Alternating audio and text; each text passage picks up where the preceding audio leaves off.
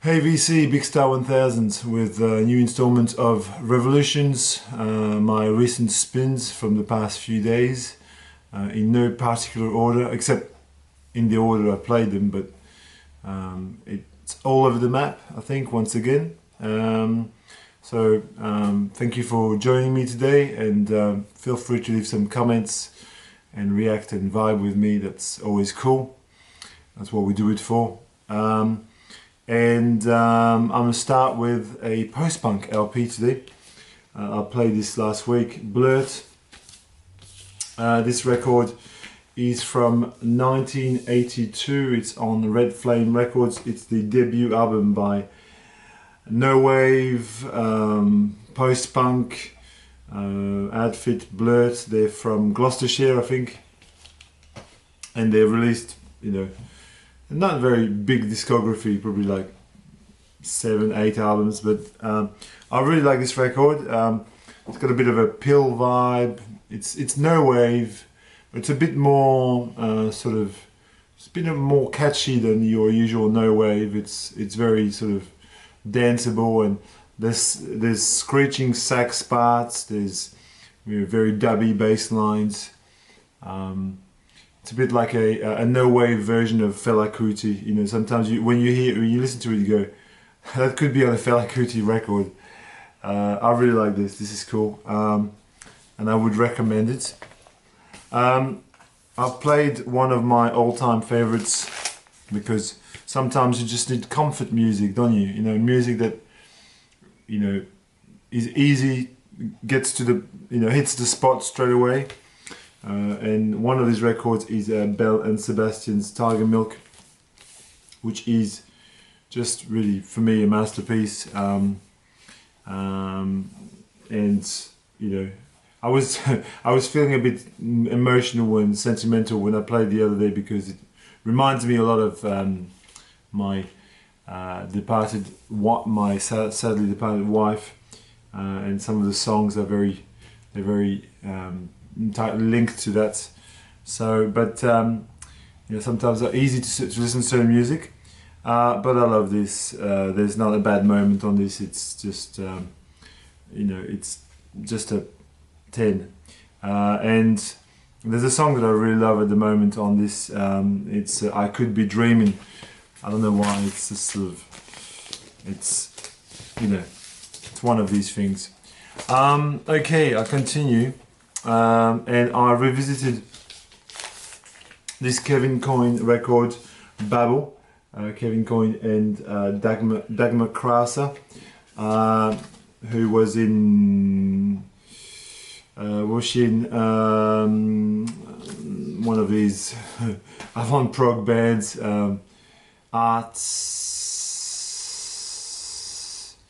Art Bears, that's it, Art Bears. I've lost the plot, people. I was going to say Art Zoid for a minute, but no, Art Bears. I've got a couple of their records. I haven't played it for a while. It's not really music that I really feel like playing a lot at the moment. It's quite challenging at times. Art Bears, I'm talking about. But this is quite lovely. It's sort of avant-garde singer-songwriter stuff, but it's not too avant-garde. It's and I love Kevin Coyne. If you've never heard Marjorie Razorblade, do yourself a favour and listen to it. It's Kevin Coyne's, I think, debut solo record. It's a great record. And Kevin Coyne is English. He passed away since, but he's an English, singer-songwriter, but kind of off-kilter. I also revisited Jack Bruce's Harmony Row, which is Jack Bruce's, I think, second solo album, maybe. Maybe I'm wrong. Feel free to correct me. And look, I don't know.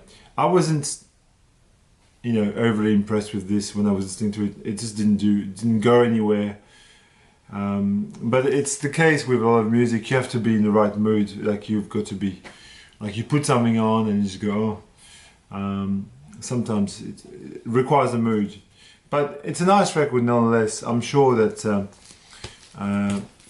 had I played this in in a better frame of mind, I probably would have enjoyed it more.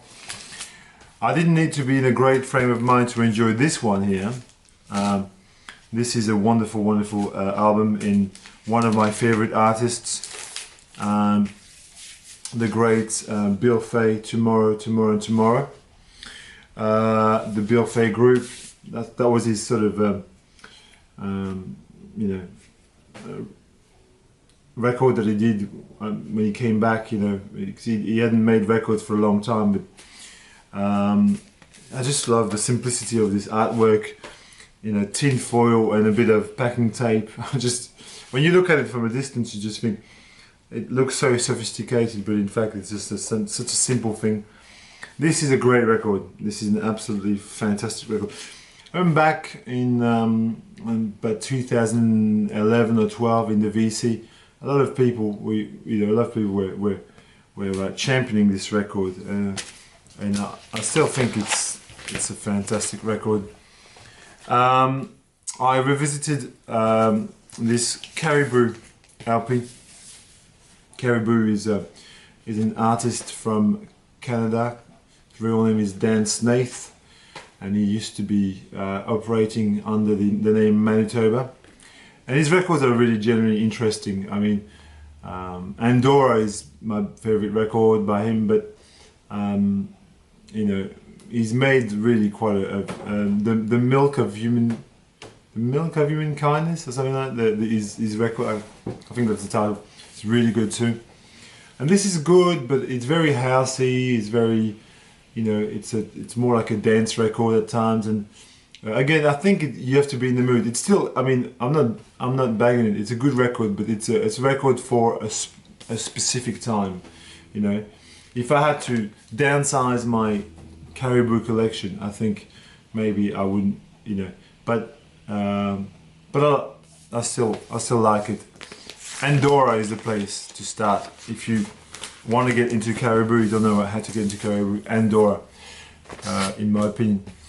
Another gem that I hadn't visited for a long time is Godspeed, You Black Emperor, band also from Canada, from Montreal, Canada. One of post-rock's greatest outfits, really, and one of the greatest records from the 2000s, released in 2000. Lift your skinny fists like antennas to heaven, I think it's called. Yes, lift. I think with my new camera you can pick this up because it focuses. It's wonderful. Well, it's not a new camera. It's a camera that my wife had bought a couple of years before all of this disaster happened, and I never realized that you could film so well with it, so I'm using it now. This is a sprawling masterpiece. It's just really ambient, and it's got crescendos, it goes up and down. It's really a soothing and chaotic record all in one. A shout out to my buddy Mike Keddy, Bostonian Reggie. Hello Mike, if you're watching this, I hope you are. And I hope we'll see each other again one day, because it was great just to meet you. He sent me this record a long time ago. And this is Plain Dealer by Michael Chapman. And so this is all hand painted. And it's signed by Michael Chapman himself at the back. Mike went to a gig, I think, and he got it signed. This is a really, really nice record. I hadn't played this forever, and I was just sorting my racks and stuff, and I came across it, and because this doesn't have a spine, you know, it doesn't have a name there, so you can miss it quite easily. But it's a really, really great record. It was originally released, I think, in 2005 or something, but this is a re-release from 2012. So thank you again, Mike. I really enjoyed it. And it's kind of a folk rock record, I would classify it as. It's got, you know, folk elements, but yeah, some rock elements as well. And another wonderful record, which I don't play enough, is this record by Low. And Low is a three-piece from Minneapolis. and this is slowcore. I mean, this is really like, yeah, if you like things like the Red House Painters, and even you could compare this a little bit to Sigur Rós at times, because it's got this kind of ambience. This is called Things We Lost in the Fire by Low, and this is one of their best albums, really. It's killer all the way through.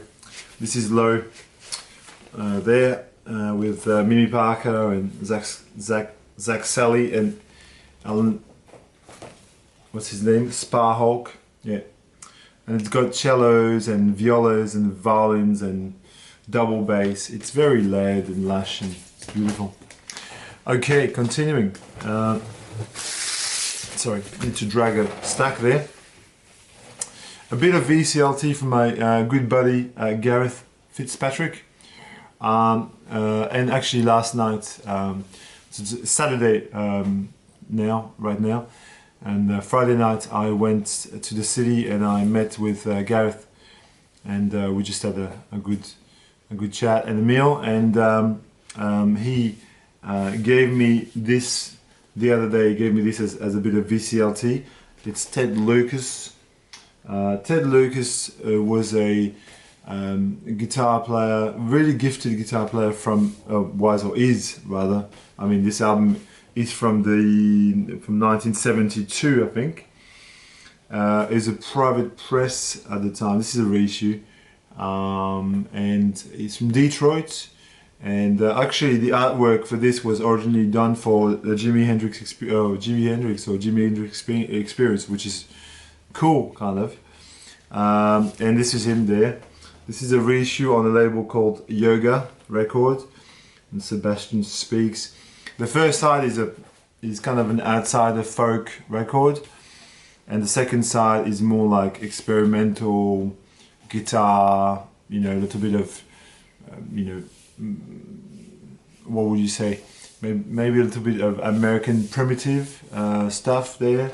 Some raga type of. So yeah, there's almost no singing on the second side. The first side's got the songs. It's a great bit of VCLT, Gareth, and I love it, and I thank you very, very much. And another bit of VCLT from my other good friend, Christian Mizzi, who used to make videos under the name Siren05. He's a co-worker of mine. We work at the same place, and he left this on my desk the other day. John Hanlon, High Trails, which has got the most bizarre cover art you ever see. It's just a strange thing. And this guy is a New Zealand. I think he was already born in Malaysia, then moved to Australia, and then settled in New Zealand. So I mean, this is a New Zealand record, and it's like a singer-songwriter, folk rock as well. You've got echoes of, I don't know where I could compare this to. It's from 1972, so it's of that time. If you think of a more sort of like chirpy Van Morrison, or maybe a James Taylor or a Cat Stevens, and you roll them into one character, and you get the idea. This is a nice record. Some songs more effective than others. The opener, Wind Songs, is killer. It's killer. This is from '72. High Trails. Okay, well, I'll stay with Australia. I was talking about Australia. Sorry, I hate those noises of opening sleeves, but anyway. This is a record that I revisited this week. It's an Australian jazz record, and it's by Bruce Clark and Marion Kenyon, and it looks like shit, really. When you look at the cover of this, this is this huge leak, vichyssoise, because that's how you make vichyssoise. It's food, and it's there's even the recipe for vichyssoise there. I'll just show you. There we go. I'm sure it'll focus. It's just bizarre. but yeah, it is a jazz soup of sort, a jazz dish of sort. It's cool. It's a cool record. It starts a bit cheesy, but it just picks up, and it's got some really funky, tight moments on this. This is a really nice record. Sometimes I've considered parting with this, but I still really like it, so it'll stay in my collection. From 1970, and this has got so many different instruments on this. It's really, there's a, yes. Anyway, another record that we used to talk in the VC a lot back when, is Death. Death is a 3-piece from Detroit. This is going to sound really politically incorrect what I'm going to say, but I refer to this as the Black Ramones, even though those guys probably were before the Ramones and stuff. Or this is from 1975, from Detroit, and they were brothers, I think. Yeah, the three brothers. And the music is, it's kind of that sort of fast-paced punk, very simple stuff, but really effective. And the closest comparison I can make is Ramones, So don't get me confused for a racist when I say the Black Ramones. I'm just, trying to give you a point of reference. 2009 on Drag City reissue.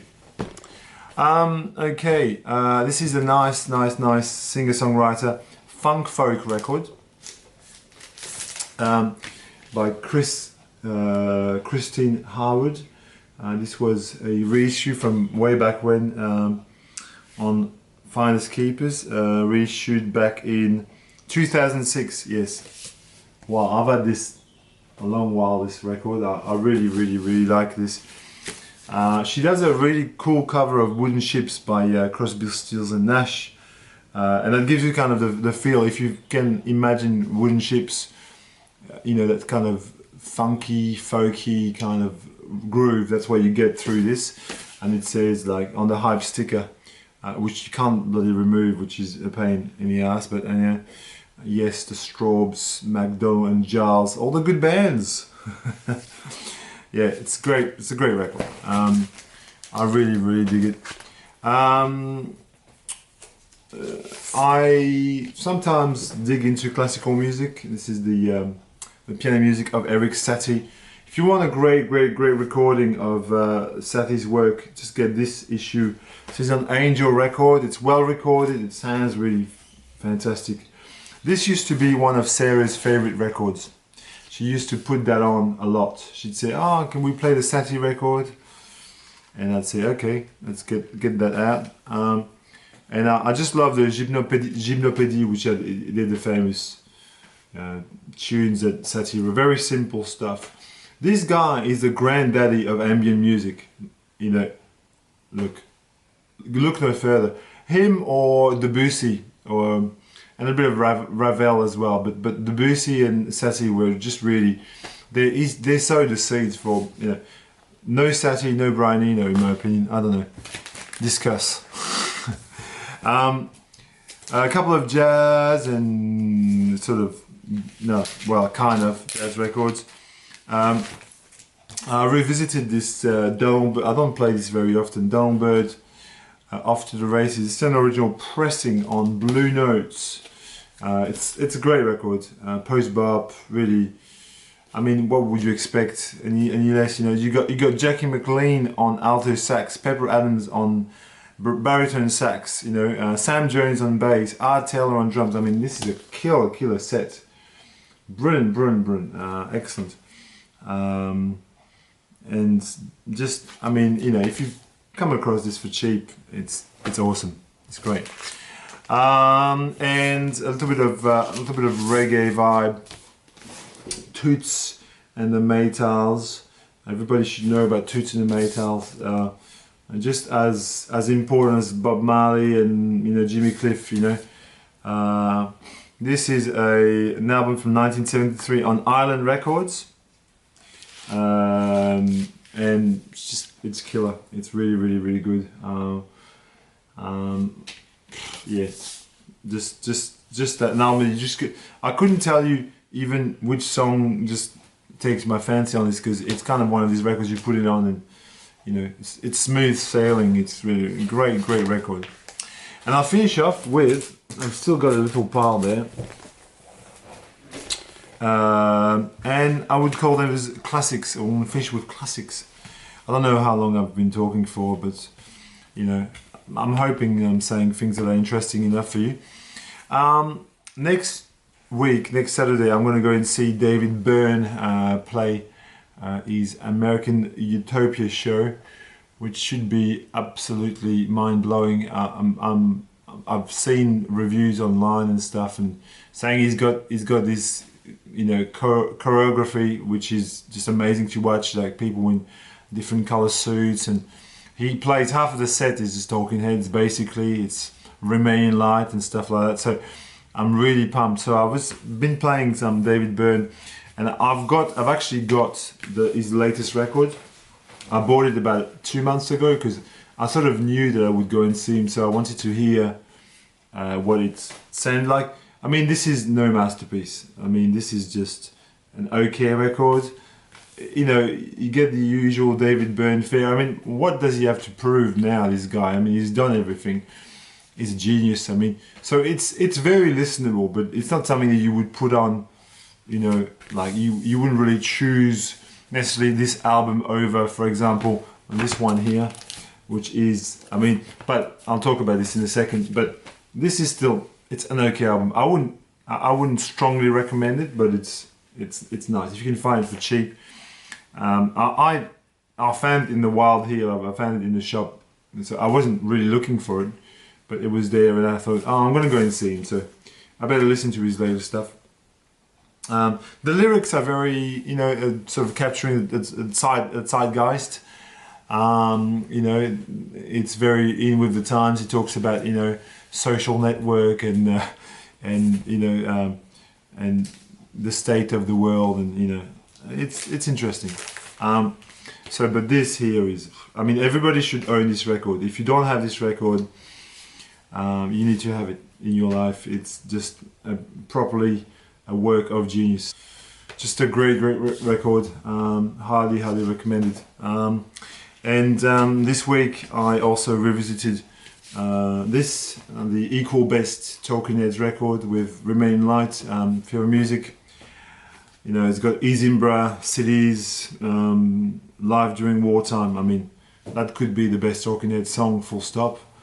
You know, Air. I mean, it's just, it is just an absolutely amazing record. From the concept of the packaging to, I mean, it's very, the simplicity which hides inside, you know, multi-layered and very dense music, you know, like, it's just simple to look at. It's a bit like Unknown Pleasures, you know, you've got almost nothing, and then what's inside is so, you know, 1979, Fear Music. And I was talking about Brian Eno, talking about my life in the Bush of Ghosts, and I always like to revisit Brian Eno records from time to time, because they're brilliant. His first 4 or 5 records are just, you know, what can you say? I mean, this is what I played this week. Here Come the Warm Jets. Just, again, a flawless collection of you know, avant-garde pop music, you know. And I really like On Some Faraway Beach and Blank Frank. I mean, the second side, I really love it. I really love the second side. Dead Things Don't Talk, which is basically Brian Eno just taking the piss out of Brian Ferry. This is great. Yeah, so some 2 or 3 more, some classics revisited this week. Fairport Convention, Unhalf Breaking, which is, I mean, it's remarkable that a band like them, they've released 3 key records, 3 outstanding records in 1 year. 1969 they released this, and What We Did on the Holidays, and especially Leech and Leaf, which are all, I mean, but this is maybe this is the best of the pick. You know, with a song like Who Knows Where the Time Goes, I mean, but the whole thing is really like it's amazing. With Sandy Denny and Richard Thompson and Ashley Hutchings, great record. This is just, you know, if you don't know how to get into John Cale, I recommend this record. It's a beautiful record. Slow Dazzle. He released this on Island Records in 1975. And you just have to listen to Mr. Wilson, the opening track, which is a song about Brian Wilson. It's, you know, could it be the best thing he's ever done? Just about. It's just, you know, like that chorus is just to die for. And his rendition of Heartbreak Hotel is superlative. So, yes, very good. It's got Chris Spedding, it's got Phil Manzanera, and Brian Eno. He's on synth on this. So, there we go. Another Brian Eno connection. And last but not least, one of my all-time favorite records, the sound of my 20s really. When I was 20 something, I played this maybe a zillion times, I don't know. One of these records, you know, you play this and there's a sense of familiarity which is kind of inscribed in your DNA, you know. I know all the lyrics, like I could just recite every bit of lyric that's on there. In fact, when I was playing, I was cooking, and I was singing along to it, word for word, because, and the lyrics just get me because the genius that's in there is unmatched. I mean, especially on a song like Desolation Row, when he talks about, you know, the genocide, for example. There's lines about the Holocaust there, which I sort of disguised in a kind of sci-fi kind of rendition, but you know, the quintessential New York hipster, Mr. Robert Zimmerman. That's all I've got for you this week. A bit long, but you know, if you stick with me, I mean, I try not to talk too much crap usually. So enjoy. Leave me some comments and be well, VC. Thank you.